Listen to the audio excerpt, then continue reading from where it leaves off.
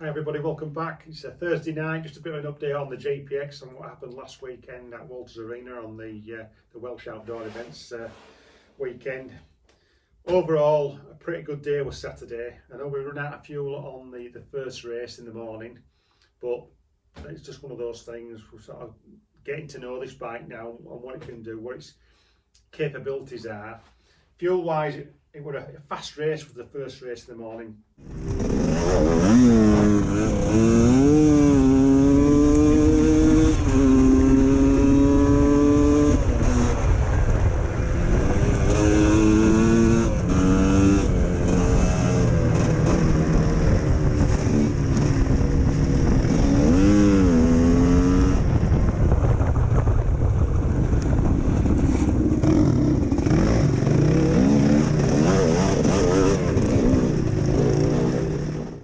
Big bike, friendly course, and as you've seen on the GoPro stuff, I was wringing its neck in place.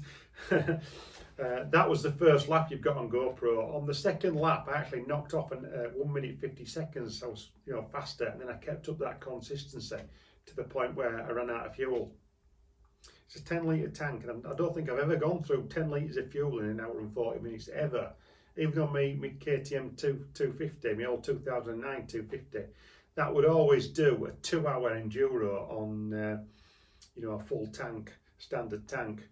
But that were a little bit different, and we were on the pike quite a lot. This little engine in this bike is quite revvy, and you've got to make it work to get the best out of it. Now, it's quite a soft sort of power delivery. It's nothing like a KTM 250 or a YZ 250. It's a lot softer because it's a trail bike derived engine. It's the Yamaha engine. So you've got to make it work. I'm still not fully happy in the amount of power it's putting out, and I think we can do more with that fairly soon. Now, I have got a carburetor coming. A lot of the guys that I talk to on Facebook, Messenger, people that leave comments on YouTube, and the research that I've done, everyone suggests that the XTNG carburetor, the touch and go carburetor, it's like a smart carb, is the way to go. A, it'll give me better fuel economy, and B, it'll increase the power output of the bike as well. And looking at some of the YouTube videos of the guys that have done that modification to these bikes, it's pretty incredible, to be fair. It really does make the bike perform a lot better. And unlike some of the other smart carbs, it's a lot cheaper, it's a lot more cost effective. So I have got one coming.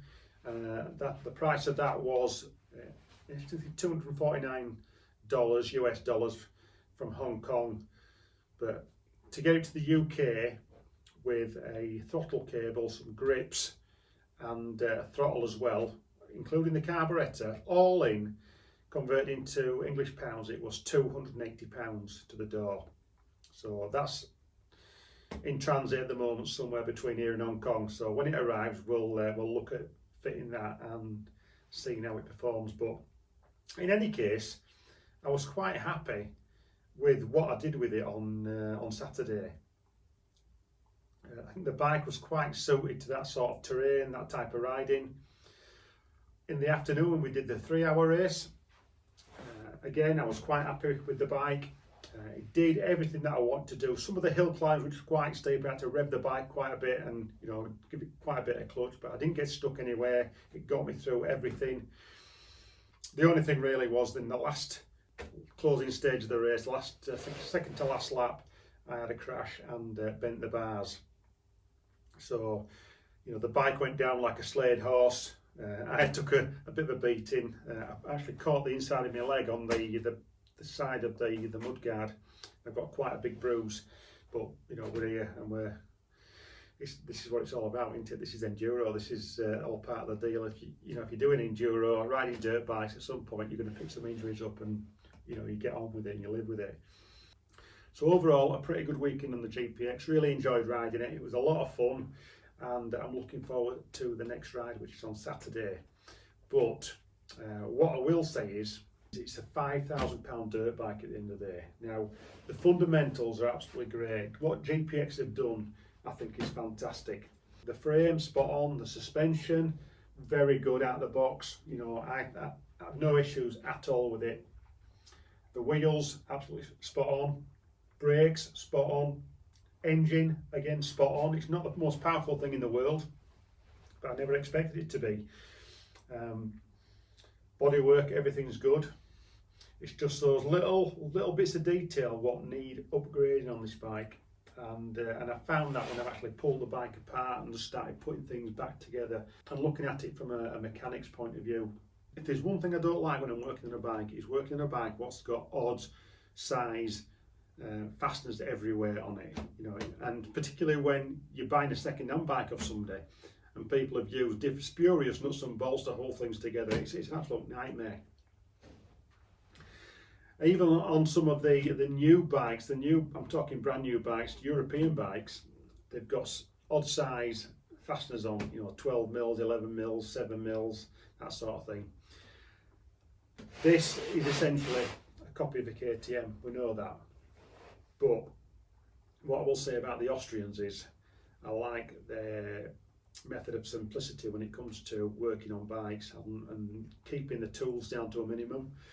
And I've followed that theme on this bike. I've changed quite a few fasteners, so I've streamlined the amount of tools that I need. The tools that I'll need are going to be a 6mm T-bar, an 8mm T-bar, a 10mm T-bar and a T45. Those 4 things I can pretty much pull this bike apart. And it just, you know, it makes things so much easier.